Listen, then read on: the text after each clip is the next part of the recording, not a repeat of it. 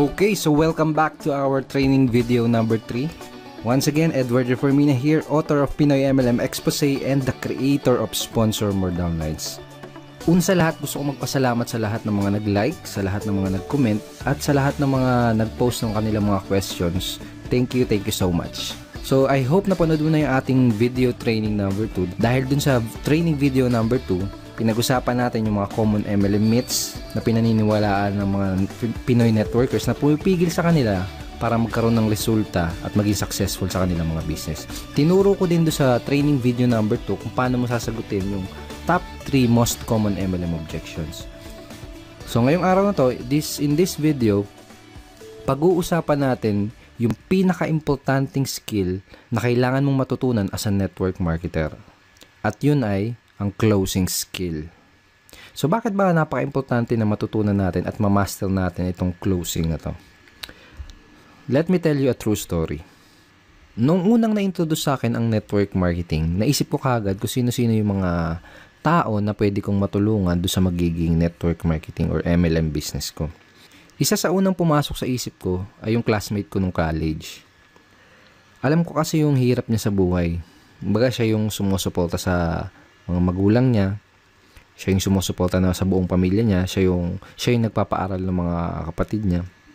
Gustong-gusto ko siyang mapasali sa business ko dahil alam ko na malaki yung maitutulong sa kanya at sa pamilya niya nung opportunity ko. Kaya ang ginawa ko, in-invite ko siya doon sa opportunity meeting ng company namin. Baga, sinet up ko siya ng appointment, nilibot ko siya doon sa opisina, pinakilala ko pa siya doon sa mga ibang partners namin. Kaso, hindi lang pala ganun kasimple. Hindi pala porket may intention kang tumulong ay magagawa mo na. To make the story short, hindi ko siya na-close sa business ko dahil wala pa akong kaalam-alam kung paano mag-close ng prospect. Wala akong kahit anong skill sa pag-close ng mga prospects. So sa madaling salita, hindi ko siya natulungan. Okay? Hindi ko siya natulungan. So kung katulad mo ako, nasa network marketing ako dahil nagustuhan ko yung idea na pwede kang maging successful habang nakakatulong ka din sa ibang tao. Mga sabi nga nila, network marketing is a people helping people business. Tama? Pero ito ang tatandaan mo. Kahit gaano pa kaganda ang intention mo na makatulong, hindi mo magagawang matulungan ang isang tao gamit ang opportunity mo. Hindi mo matutulungan yung mga kakilala, kaibigan o kamag-anak mo hanggat hindi mo siya nai-sponsor o nare-recruit sa business mo. Hindi mo siya matutulungan hanggat hindi mo siya nakuklose. Hindi mo siya matutulungan hanggat hindi mo siya nagiging downline. If you really want to help other people, kailangan mak-close mo muna sila sa network marketing business mo. Yun ang dahilan kung bakit kailangan mo ma-master ang skill na to. Ngayon may gusto kong ipakita sa'yo. This is Sponsor More Downlines training ebook. This is a 128 pages, very detailed how-to sponsoring training ebook. This is an exclusive training ebook na ginawa ko lang para sa team ko. Baga dito sa ebook na to, dito ko tinuro lahat ng mga sponsoring and recruiting strategies, approach and methods na natutunan at na-discover ko na tumutulong sa akin para makapag-sponsor ng up to 23 downlines per month. Okay, dito ko rin tinuro yung 5 easy steps of sponsoring. Okay, so very, very detailed siya. Tinuro ko dito mula from qualifying to handling prospect objections and of course up to closing prospects. So sobrang detailed niya.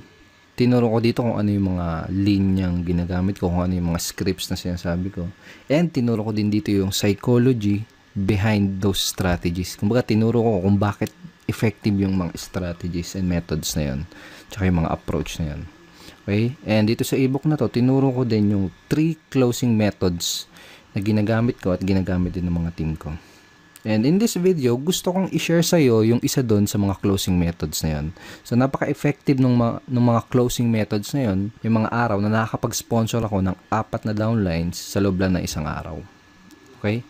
Pero bago ko ituro sa'yo yung isa doon sa mga closing methods na yun, gusto ko munang i-share sa'yo yung mga naging resulta ng mga taong nabahagian at naturuan ko na nung mga strategies at mga approach mula dito sa training ebook na to.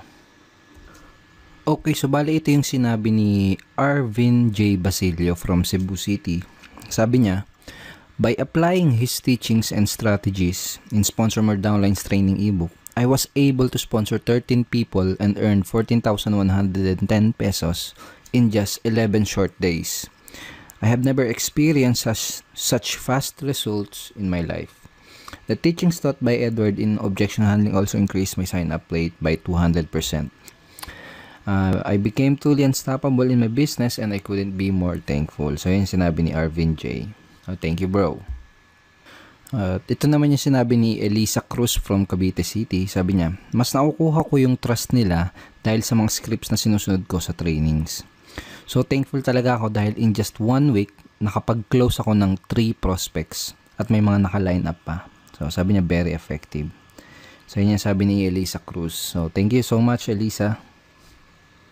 And ito naman yung sinabi ni Alvin Alcobendas from Batangas City. Sabi niya, nung sinimulan kong i-apply ang natutunan ko mula sa Sponsor More Downlines, every week meron akong nakuklose at na-sponsor na tao.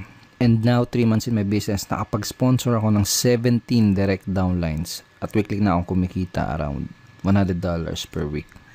So, thank you so much, Alvin.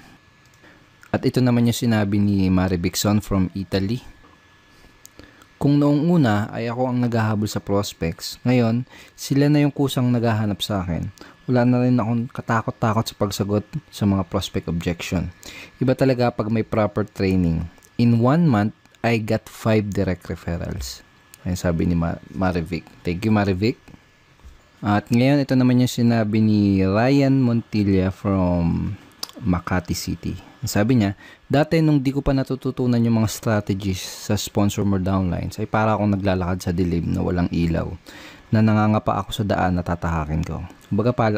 Kung baga walang proper direction at bumalik ako sa pagiging empleyado, nag-stop ako sa pagiging networker. Then, pagkatapos kong i-apply yung mga natutunan ko sa Sponsor More Downlines, ay sobra, rocket ship to the maximum level.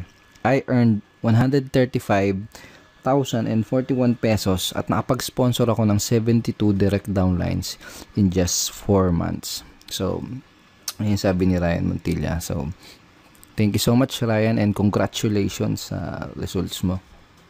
At lastly, ito naman yung sabi ni Mr. Rafi Calicdan from Quezon City. Sabi niya, pagkatapos ko matutunan ang mga teachings ni Sir Edward Reformina, nakasponsor ako ng 26 downlines in just 56 days. I earned $945 in 2 months. I never expected na ganun ka-effective yung pag-apply ko ng natutunan ko. It has unleashed the leader potential in me. Ang leadership pala ay natututunan as long as you have the willingness, the proper knowledge, guidance, and training tool to help you grow your team tremendously. Ito pa sabi niya. Lahat ng natutunan ko, pinasa ko sa downlines ko, and the training material is indeed very helpful and powerful. Nakaka-proud lang na pati downlines ko ay nagkakaroon na ng results in just short span of time. So, yun sabi ni Rafi Calicdan from Quezon City. Thank you so much, Rafi, and congratulations din sa results na nakukuha mo. Andito tayo ngayon sa loob ng Sponsor More Downlines training ebook. Dito tayo sa loob, and papakita ko lang sa iyo saglit yung pinaka-content niya. Okay, so ito yung pinaka-content nitong training ebook na to. Right? So dito sa 3 closing methods, itong the consultant close ang gusto kong i-share sa iyo. Alright, so simulan na natin ngayon. Dito sa closing method na to, baga parang boss na boss yung dating mo. Okay? Para ka lang nag-i-interview ng mga nag-a-apply ng trabaho. So, para kang nag-i-interview ng prospects. Okay? Yun yung parang ano niya, yung magiging flow niya. Pero ang kagandahan at saka pinaka-nagustuhan ko dito sa method na to, bukod sa napaka-effective niya, ay napaka-simple at madaling i-execute. So, perfect to, lalo na kung nagsisimula ka pa lang or kung bago ka pa lang na networker. Okay? So, kung nagsisimula ka pa lang, kayang-kaya mo kagad i-apply or i-execute kagad ang closing method na to. Pero kung matagal ka na sa network marketing, well, that's much better. Actually, mas maganda yan kasi, kumbaga, solid na yung confidence mo for sure. Kumbaga, mas madideliver mo na tong method na to ng smoothly at mas, may execute mo siya ng mas maganda at mas maayos. Okay, pero don't underestimate the simplicity of this approach and this method kasi kahit napaka-simple niya, ay napaka-effective at powerful niya. Okay? So, for example, napanood na ng prospect mo or nakita na ng prospect mo yung business opportunity presentation ng company nyo. For example, tapos na siyang umattend ng seminar or tapos niya nang makita yung video presentation nyo. Parang ganito yung magiging flow ng pag-i-interview mo dun sa prospect mo. Okay? So, ito yung sasabihin mo sa kanya. Base dito sa mga nakita mo, tingin mo ba or naniniwala ka ba? Ganon. Base dito sa nakita mo, naniniwala ka ba na makakatulong itong business or opportunity na to sa'yo para yung reason why nila? Okay? So, make sure na bago ka mag-close is alam mo yung reason why ng prospect mo. Napaka-importante. I cannot tell you how important na malaman mo yung reason why ng prospect mo. Okay, so for example, ganito. Base dito sa mga nakita mo, base dito sa napanood mo, naniniwala ka ba na makakatulong itong opportunity na to sa'yo para mapatapos mo ng pag-aaral yung mga anak mo? Okay? Parang ganun. Base dito sa mga napanood mo, tingin mo ba makakatulong itong business na to para matulungan mo yung asawa mo sa mga gastusin nyo sa bahay? Parang ganun. Okay? Pag sinabi ng prospect mo, oo, tingin ko makakatulong itong business na to. So, yung sa kanya, itanong mo sa kanya, magkano yung gusto mong kitain kada buwan working part-time? Or full-time kung gusto niya ng full-time. Okay? So, for example, ito yung sinagot ng prospect mo. Kahit siguro mga 20,000 lang muna na monthly income. Sabi mo, okay, that's good. Mga ilang oras kada araw o linggo ang pwede mong ilaan para sa business na to para ma-achieve mo yung 20,000 per month na income. Okay? So, sasagutin ka niya ng kung ilang oras. Sabihin natin, ang sinagot niya is mga 2 to 3 hours per day lang muna. Ganon. Sabihin natin, ganun yung sinagot niya. Ang next na sasabihin mo ay ito. Okay, sabihin natin na kumikita ka na ng 20,000 pesos na monthly income working 2 to 3 hours per day. Ano yung iba pang magiging benefit nun para sa'yo at sa family mo? Okay? So, using these lines, unti-unti nang kino-close ng prospect mo yung sarili niya doon sa business mo. Baga siya na yung mismo kasi nagsasabi ng mga benefit na makukuha niya doon sa opportunity mo, di ba? So, napaka-powerful talaga nito. Okay? So, ngayon, sabihin natin, sinagot niya na, ito yung mga gandang magiging benefit niyan para sa akin. Tapos, ang tatanong mo sa kanya, pag nasabi niya na sa'yo yung mga benefit na makukuha niya sa opportunity, ito yung next na itatanong mo sa kanya. May mga gusto ko pa bang itanong bago ka magsimula? Okay? O kaya, ano yung mga questions na gusto mong masagot ko bago ka makapagsimula? Or, bago ka magsimula sa business na to, may gusto ka pa bang malaman? Okay? Kapag sinabi ng prospect mo na, kapag may mga remaining questions pa siya, ang goal mo is masagot lang yung mga question na yun. Okay? Ang goal naman kasi talaga natin is mabigay lahat ng mga kinakailangan na information para makagawa ng informed at sariling decision yung prospect natin. Okay? So, for example, may objection pa siya natitira, kung may question pa siyang natitira, ang goal mo lang is masagot yun. So, make sure na napanood mo din yung video training number 2 natin dahil tinuro ko sa iyo yung mga tinuro ko dun sa video training na yun kung paano mo sasagutin yung mga most common MLM objections. So, for example, sinabi na ng prospect mo na wala naman na, baga wala na siyang question. Ang magiging closing line mo ay ito. Okay? Sounds to me na ready ka nang mag-join. O kaya naman ay ito. Mukhang handa ka nang magsimula. Tama ba? Kaya, mukhang handa ka nang magsimula sa business na to. Tama ba? Pag sinabi mo yun sa prospect mo, pakinggan mo kung ano yung isasagot nila. Kasi doon mo malalaman kung may mga tanong pa sila or kung may mga objections pa sila. Okay? Kung wala na silang tanong, ang sasabihin lang nila, parang ganito, oo, ready na ako. Or, paano ba magsimula? Okay? Kapag tinanong nila na ganun, kapag tinanong ka na nila kung paano ba magsisimula sa business mo, sabihin mo lang, okay, ganito yung next step na gagawin mo para makapagsimula ka na kaagad. Parang ganun. Okay, let me show you yung mga next steps na gagawin mo para makapagsimula ka na kaagad. Okay? So, ganun, i-guide mo na siya sa pag-sign up do sa business opportunity nyo. kung paano ba yung sign up process nyo. Ituro mo na sa kanya yung step by step na gagawin niya para makasali as soon as possible. So, ganun lang siya kasimple. Di ba sabi ko kanina na very simple lang siya pero very effective. Pero ang kagandahan, pwede mo agad siyang i-apply at magamit sa business na ginagawa mo ngayon. And may mga ibang nagtatanong, natanong nila sa akin, paano kung iba yung isagot nila doon sa itatanong ko. Okay, for example, tinanong ko to, tapos iba yun naman yung sinagot nila, hindi kagaya ng mga example na binigay ko. Well, to tell you honestly, hindi naman kasi importante yung mga script eh. Kaya ang importante is yung psychology sa likod ng kumbaga ano yung reason kung bakit mo tinatanong yung mga questions. Anong reason kung bakit mo sinasabi yung mga example scripts na to. For example, ganito yung next step na gagawin mo para makapagsimula ka na kagad. Basically, kapag sinabi mo yung ganito sa prospect mo, you are showing leadership. Kumbaga, tinuturuan mo siya, ginaguide mo siya. You're showing that you are a true leader. Napakita mo sa kanya na isa kang leader na kaya siyang i-guide sa proseso or do sa business. Parang ganun. Okay? Mas importante yung yung maintindihan mo o ma-internalize mo kung bakit mo sinasabi yung itong mga scripts na to. Okay? Kasi kapag naintindihan mo na ng maigi kung ano yung reason kung bakit mo sinasabi yung mga lines or script na yan, doon darating yung point na makakapag-improvise ka na ng mga sasabihin mo doon sa prospect na kinakausap mo. Okay, so ito yung consultant close method. Ito yung isa sa mga closing method na ginagamit ko para makapag-sponsor ng madaming downlines sa aking business. Okay?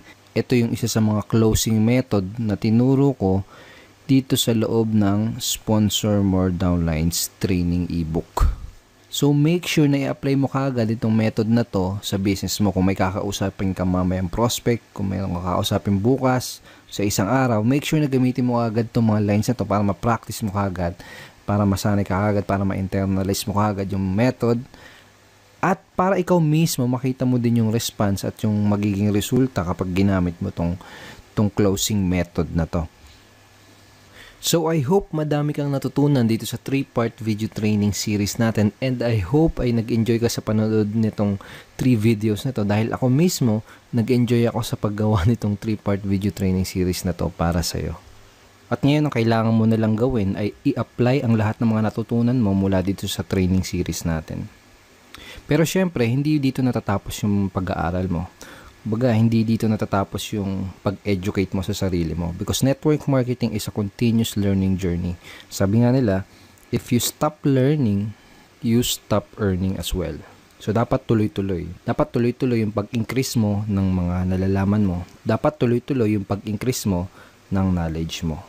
At kapag ginawa mo yun, makakapag-acquire ka ng mga necessary skills. Mga skills na tutulong sa'yo para magka-resulta, para maging successful dyan sa business mo. Okay? So, may gusto akong ikwento sa'yo. Maiksing kwento lang to. And I'm sure may mapupulot kang magandang aral dito sa kwento na to. Pwede rin na narinig mo na to before, pero ito kwento ko pa din. Tungkol to sa isang lalaki na naglalakad sa kagubatan. So, naglalakad siya sa gubat. And habang naglalakad siya, may nakita siyang isang mangangahoy na nagpuputol ng puno. Okay? Nakita niya yung mga ngahoy na yon na pagod at hirap na sa pagputol ng puno. Tagaktak yung pawis at napapamura pa sa hirap yung mga ngahoy habang pinuputol niya yung puno. Ngayon, nagtaka yung lalaki na nakakita sa kanya doon sa mga ngahoy. Ginawa niya, tinanong niya yung lalaki. Sabi niya, anong problema kaibigan? Ang sagot ng mga ngahoy, mapurol kasi tong tong palakol na ginagamit ko. Kaya hindi ko maputol ng maayos tong puno. Ang sagot ng mga ngahoy. Sabi ng lalaki, bakit hindi mo hasain yung palakol mo? Ang sinagot sa kanya ng mga ngahoy, mahihinto kasi yung pagpuputol ko ng puno kapag ginawa ko yun. Mahihinto ako sa pagputol ng puno kapag hinasa ko tong palakol ko. Sagot ng mga ngahoy. Sabi ng lalaki, pero kung hahasain mo yung palakol mo, mas magiging mabilis at mas madali ang pagputol mo dyan sa punong yan. Ang sagot ng mga ngahoy, wala kasi akong panahon para huminto Habang mas lalo siyang napapagod doon sa ginagawa niyang pagputol ng puno. Habang mas lalo siyang pinagpapawisan doon sa pagputol ng puno na yon. So, napailing na lang yung lalaki tapos naglakad na lang siya papaalis. Iniwan niya na lang yung mga ngahoy. Maraming mga networker ngayon ang kagaya ng mga ngahoy dun sa kwento. Karamihan ay hataw lang ng hataw. Araw-araw hataw lang ng hataw. Kahit pinagpapawisan na, kahit hirap na, kahit wala pa ding resulta. Hataw lang ng hataw, hataw lang ng hataw. Kumbaga hindi sila makapaglaan ng panahon para hasain ang sarili nila para mas maging effective at mas maging efficient dun sa ginagawa nilang negosyo. Now I want to congratulate you dahil the fact na pinapanood mo ngayon ang video na to, katunayan lang yan na gusto mong maglaan ng oras at willing kang hasain yung sarili mo. Willing kang hasain yung mga skill mo.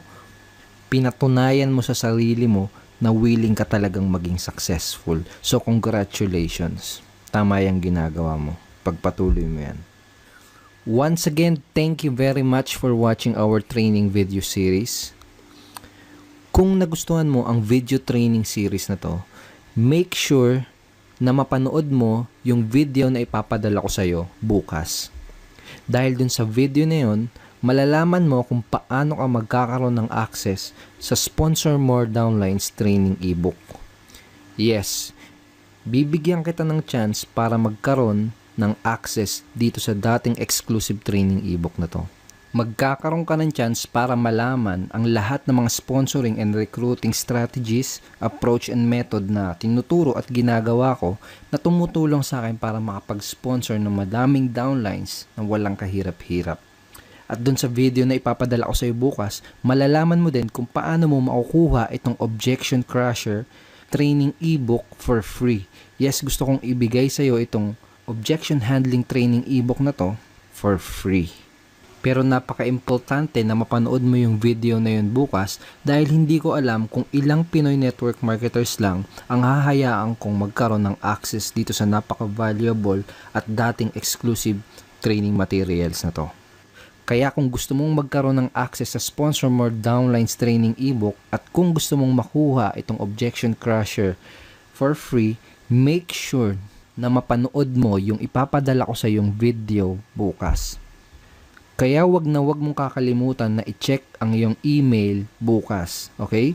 Dahil ipapadala ko sa email mo yung link na pupuntahan mo para mapanood yung video na yun. Okay, once again, thank you so much. And kung hindi mo pa nakiklik yung like button sa baba, please click it and go ahead and share mo din tong page na to sa mga friends mo. And pwede ka din mag-comment dito sa baba ng video na to. At kung may katanungan ka, wag kang mahihiya mag-post ng iyong questions. And I will try my best na sagutin yung tanong mo. So once again, Edward Reformina here and see you tomorrow. Bye-bye. God bless.